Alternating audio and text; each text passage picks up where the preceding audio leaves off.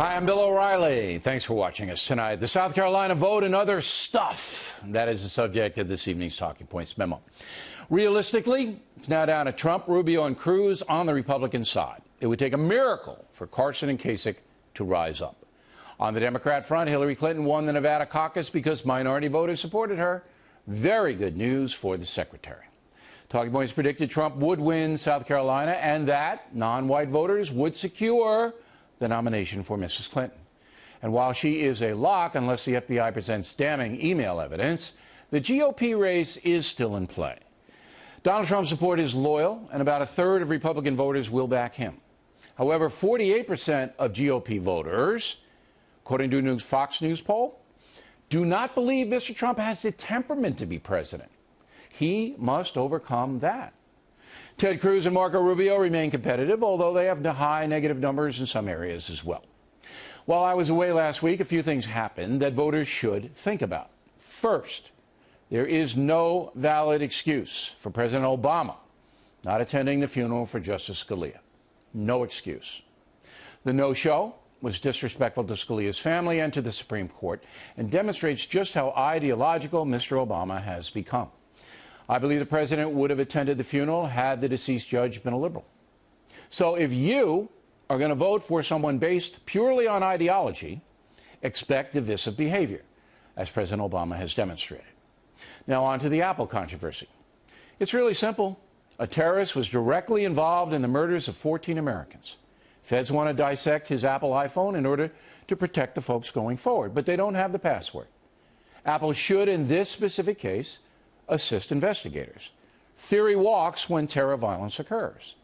I say that with the caveat that the privacy of Americans is under assault, and that's wrong and dangerous. This country needs new laws to blunt high-tech intrusion.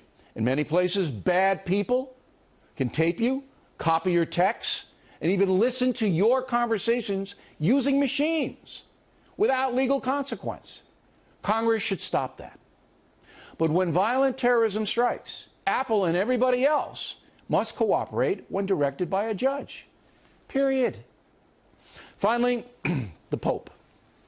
I would very much like to speak with him. And if I can arrange that, I would like to bring the family of Kate Steinle with me. I would explain to Francis the facts about the murder of the 32-year-old Kate. I would tell him that because the U.S. government will not secure the southern border of the United States, a Mexican career criminal was able to illegally enter America 6 times after being deported 5 times. For decades, this man sold narcotics on the streets and was ultimately protected by the corrupt city and county of San Francisco, which allowed the illegal alien criminal freedom. The result, he shot and killed Kate. Then after all of that, I would point out to the Pope that the U.S. Congress was incapable of passing Kate's law, giving authorities more power to control illegal aliens who commit aggravated felonies in this country. Finally, I would suggest to Pope Francis that millions of Americans have been harmed economically by our immigration system, which desperately needs reform. I think I could persuade the Pope that providing protection and enforcing settled law is certainly not un-Christian. What is against the tenets of Jesus is to allow chaos that harms innocent people, like Kate Steinle and her family. What I believe might infuriate Jesus is politicians who are sworn to uphold laws ignoring their oaths in pursuit of power and votes. When human beings are being harmed, Christians have a sacred duty to try to stop that harm. Yes, there must be compassion for the poor and oppressed, and no one is better in promoting that than Pope Francis. But social order and justice must be incorporated into compassionate public policy. If not, harm will follow, which in America it has. And that's the memo. Now for the top story tonight, reaction joining us from Washington, Charles Krauthammer. Let's take the South Carolina vote first, Charles. Has it changed your opinion on anything? Well, it looks like Trump has tremendously solid support, about a third of the electorate, and if things don't change, he will run the table. The thing that has to change is the field has to narrow. There was an interesting poll, NBC poll, about a week or two ago. If you run Trump one-on-one against either Rubio or Cruz, Trump loses by 16 points. So the fate of this primary election is going to depend, ironically, on the actions of the also-rans, whether Carson will stay in, Kasich will stay in, and then whether one or the other, Rubio or Cruz, gets so knocked down relatively early that it's a one-on-one. All right, number one, I don't believe that NBC poll because I don't believe hypothetical questions ever get you any accurate information. Just my opinion. Number two, I think that it's after Super Tuesday, a week from tomorrow, that you might see Kasich, but probably not, but Carson will hang it up. But Carson is only polling at about 7%. I mean, that's all he's got. And that'll be scattered across the three, so I don't know if that'll be much. And we have the senator coming up, and I'm going to talk to him about that. All right, now let's get to the Pope. Am I making any mistakes in my analysis? Well, let me just say that I may not be the best authority to comment on what is Christian and unchristian.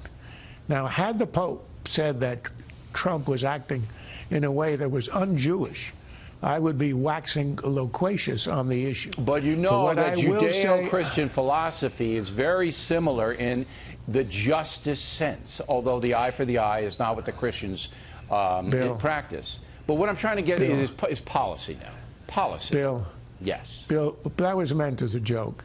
On the politics of it, on the policy of it, what the Pope actually did is to help Trump.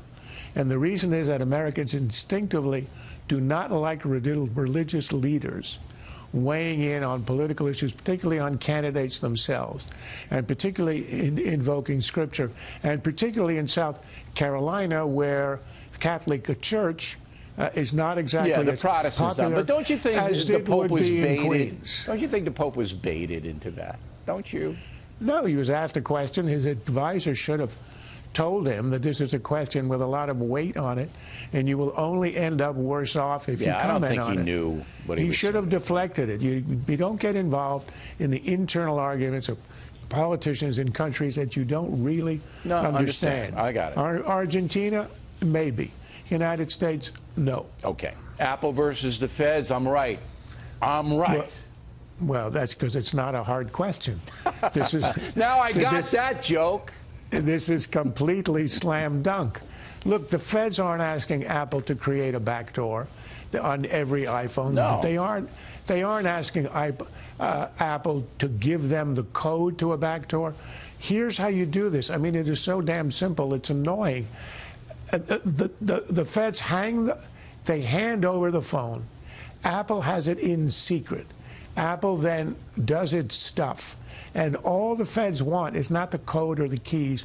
All they want is the information in the phone. Right. So what Apple does, it puts the information in a little envelope, it hands it over to the feds, and then it can take the phone and obliterate it, and it calls up a soprano who takes it and tosses it deep into the East River. Another joke from Charles Krauthammer, everybody. Well, I'm just trying to lighten up the atmosphere here. That is not a hard question. All right. And I think that Americans are not going to be happy with Apple going forward. Charles, thank you.